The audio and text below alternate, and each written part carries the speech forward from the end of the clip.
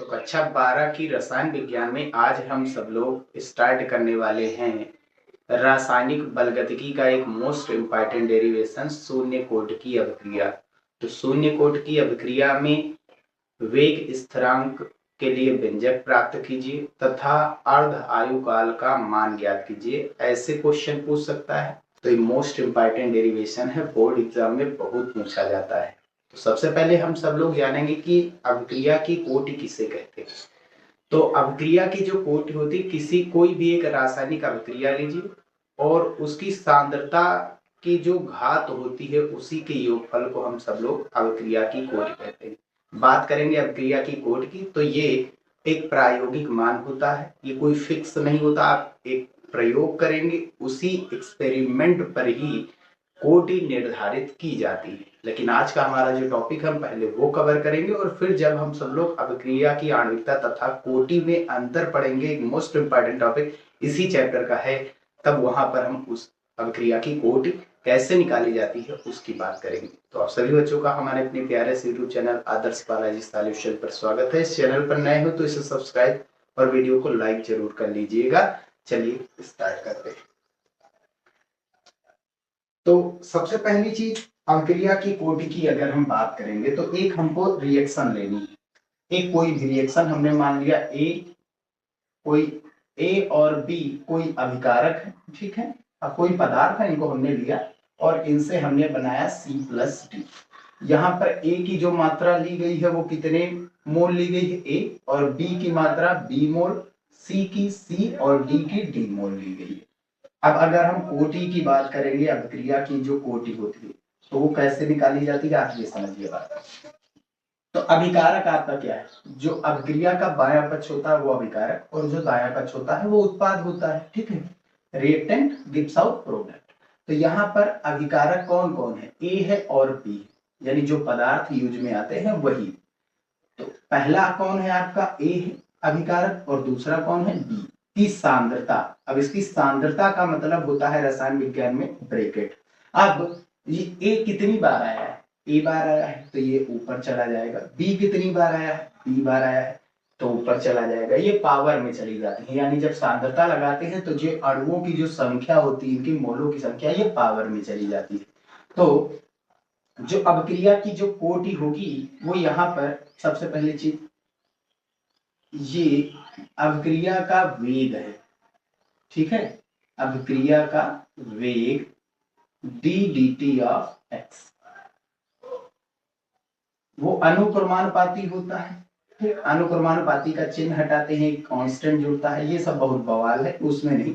हम कोटि की जब बात करेंगे तो सबसे पहली चीज, यहाँ पावर कितनी है, ए, और यहाँ पर कितनी है, बी। जो घात है उसका योग ही होता है।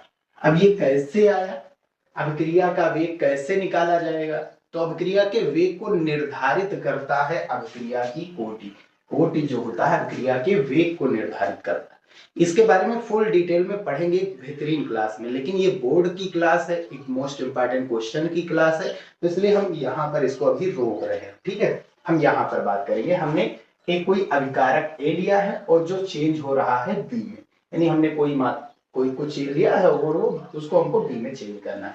जब टाइम 0 था, टी बराबर 0 पर, हम उस समय ए की कुल कितनी मात्रा लिया, अभिकारक कितना लिए हैं, ए मोल पर लीटर, इतना ले लिया, ठीक है।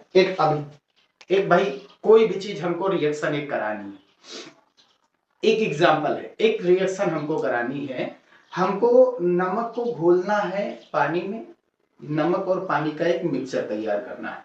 तो हमने नमक की कितनी मात्रा ली है, कुछ मात्रा ली होगी कि नहीं ली होगी, वो कितनी मात्रा हो गई, ए हो गई है, ठीक। या एक ऐसे भी समझ सकते हैं, डेली लाइफ की एग्जांपल की बात करेंगे तो हम दाल बना रहे हैं, तो दाल हम 50 ग्राम 100 ग्राम लेंगे, तो हमने मान लिया 100 ग्राम हमने दाल की मात्रा ली। कब, जब टाइम 0 था, यानी दाल टाइम 0 होने का मतलब हमने दाल कुकर में डाल दिया है, ठीक है। अब कुछ टाइम जब बीतेगा, अच्छा जब हमने डाला ही है इसमें तो क्या कोई उत्पाद बनेगा, दाल पकेगी तो है ही नहीं, क्योंकि अभी हमने जलाया नहीं, टाइम क्या है 0, टाइम क्या है 0। तो ये सांद्रता कितनी है, T बराबर 0 पर जो सांद्रता है वो क्या है, ये चीज हमको बताना है। ठीक है, तो अभिकारक कितना है, A मोल पर लीटर। उत्पाद अभी बनेगा नहीं क्योंकि अभी हमने नीचे से इसे गर्म नहीं किया, लेकिन अब हम गर्म करेंगे, यानी कुछ समय बीतेगा, फिर गर्म करेंगे, फिर थोड़ा भाई नीचे से जला दिया गैस, अब कुछ टाइम बीता। टाइम कितना बीता, T समय बाद। T समय बीता, हमको पता नहीं वो कितना टाइम बीता, T समय बाद। T समय बाद जो अभिकारक है वो कितना बन, अब उत्पाद कितना बन रहा, X। भाई दाल कुछ पकेगी कि नहीं, कितनी मात्रा पक गई है, X। तो अभिकारक की मात्रा क्या हो गई, X कम हो गई, किससे, A से। A ली गई थी, X अब कम हो गई मोल पर लीटर। भाई जितना ये बढ़ता जाएगा उतना उधर वाला कम होता जाएगा। क्लियर है बात, मोल पर लीटर। तो जितना आपका उत्पाद बनता जाएगा उतना ही अभिकारक कम होता जाएगा। तो अगर हम बात करें अभिक्रिया का जो वेग होता है, अभिक्रिया का वेग, अभिक्रिया का वेग वो निर्धारित कौन करता है, अभिक्रिया की कोट। वो अनुक्रमानुपाती होता है अभिकारक की प्रारंभिक मात्रा। अभिकारक की प्रारंभिक मात्रा आपने कितनी ली है, A ली है, जैसे यहां पर A ली गई थी, A की सांद्रता के शून्य घात के अनुक्रमानुपाती होता है। क्यों अनुक्रमानुपाती होता है, समझिए बात। शून्य कोटि की अभिक्रिया, जिस अभिक्रिया की कोटि शून्य हो उसे शून्य कोटि की अभिक्रिया कहते हैं, यानी पावर अगर 0 हो तो फिर वही शून्य कोटि की अभिक्रिया, यानी जो पावर है वो 0 होगी तभी तो कोटि 0 होगी। क्लियर है बात। तो अगर अभिक्रिया की वेग की बात करेंगे, जो अभिक्रिया का वेग होता है वो अभिकारक की प्रारंभिक मात्रा की सांद्रता के शून्य घात के अनुक्रमानुपाती होता है, या अभिकारक की सांद्रता के शून्य घात के अनुक्रमानुपाती होता है शून्य कोटि की अभिक्रिया में। तो किसी भी और 0 है तो उसका मान 1 होगा। अभिक्रिया का वेग क्या होता है, d dt ऑफ x। ठीक है, आगे भाई x ही तो धीरे धीरे बदल रहा है, ये तो नियत है ना, ये धीरे धीरे कम होगा और x ही धीरे धीरे बढ़ रहा है। क्या समय, टाइम बदलने पर, टाइम बदलने पर x की मात्रा यानी उत्पाद धीरे धीरे बढ़ेगा। ठीक, अनुक्रमानुपाती का चिन्ह हटाएंगे, एक कांस्टेंट जुड़ेगा k, और किसी की भी पावर अगर 0 है तो उसका मान कितना हो जाएगा 1, जहां k क्या है, k है अभिक्रिया का वेग स्थिरांक। अभिक्रिया का वेग स्थिरांक,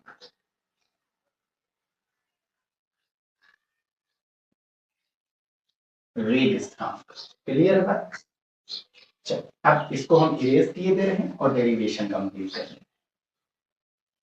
अब हमको क्या करना है, dt को इधर भेज देना है, dx बराबर हमारा मान हो गया dx बराबर k dt। अब इसका कर देना है समाकलन, इंटीग्रेट करना है क्योंकि d हटाना है। ठीक, छोटी छोटी भाई समझिए, हमको छोटा पता चल गया मान, अब x का बड़ा मान निकालने के लिए हम क्या करेंगे, समाकलन। तो dx का समाकलन कर देते हैं, ये dx के तो कांस्टेंट है, कांस्टेंट का समाकलन होता नहीं, टाइम वेरिएबल होता है, हमेशा बदलता रहता तो उसका समाकलन होगा। तो x का समाकलन 1 इंटू डी एक्स क्या होता है, x होता है k कांस्टेंट, 1 इंटू dt का समाकलन t होता है, और एक कांस्टेंट जुड़ेगा c, जिसको हम सब लोग समाकलन नियतांक कहते हैं, इंटीग्रेशन कांस्टेंट, समाकलन नियतांक। ठीक, इंडेफिनिट इंटीग्रल है, एक कांस्टेंट जुड़ेगा, और इसको इक्वेशन नंबर 1 नाम दिए दे रहे हैं। ठीक, अब आगे समझिए, जब हमारे पास टाइम 0 था, जब टाइम 0 था तब x का मान क्या था, जब टाइम 0 था तो हमारा x क्या था ही नहीं, कुछ उत्पाद की मात्रा बनी ही नहीं थी, यानी t बराबर 0 पर, जब t बराबर 0 था, t बराबर 0 पर x बराबर कितना था, 0 था। ये वैल्यू उठा करके यहीं पर डाल दो। अब इसमें डालेंगे ये वैल्यू, तो x का मान हो गया 0 बराबर k इंटू टी का मान हो गया 0 और प्लस का c।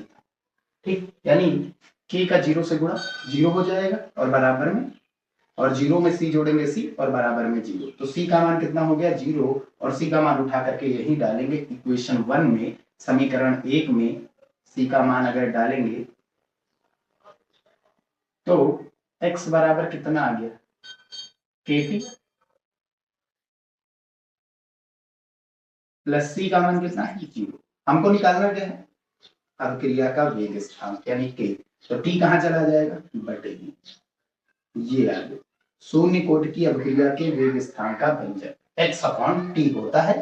अब याद रखिए इसका जो मात्रक होता है तो x का क्या मात्रक होता है मोल बटा लीटर,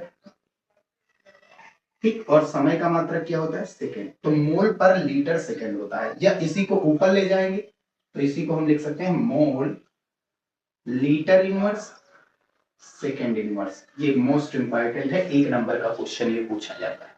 अब अर्धायु काल आयु,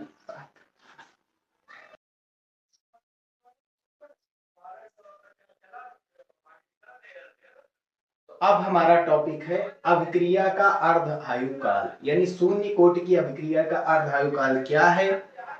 इसकी परिभाषा बहुत इंपॉर्टेंट है और हमें ये भी सिद्ध करने के लिए कहता है कि क्या ये कोई भी अभिक्रिया का जो अर्ध आयु काल है वो उसकी प्रारंभिक मात्रा पर निर्भर करता है या नहीं करता है।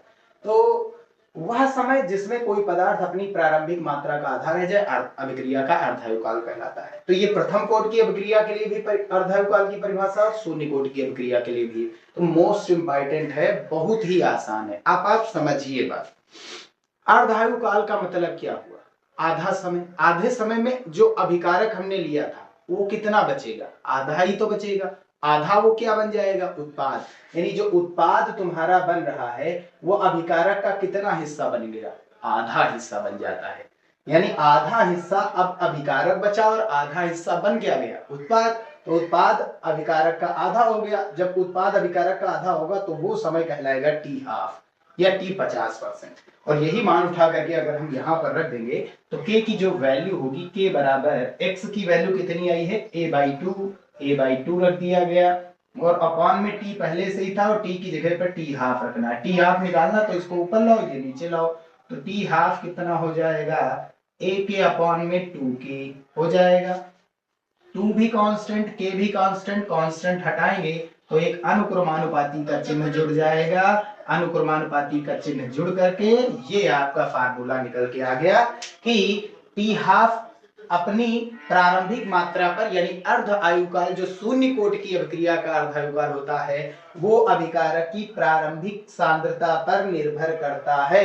अभिकारक की पहली जो मात्रा ली गई थी कितनी ली गई थी A मोल पर लीटर, तो अभिकारक तुमने कितना लिया है जिस चीज पर डिपेंड करेगा अर्ध आयुकाल शून्य कोटि की अभिक्रिया का। यहां पर लिख दीजिएगा, अतः शून्य कोटि की अभिक्रिया का अर्ध आयुकाल अपनी प्रारंभिक सांद्रता पर निर्भर करता है। यह अभिकारक की सांद्रता पर निर्भर करता है कि तुमने अभिकारक कितना लिया है, ये उसको देखेगा जरूर, उस पर डिपेंड करता है। ठीक है, क्लियर बात, ये इतना है। अब एक खास क्वेश्चन, एक खास चीज बची है, इसका एक एग्जांपल शून्य कोटि की अभिक्रिया का एक एग्जांपल हम ले रहे हैं।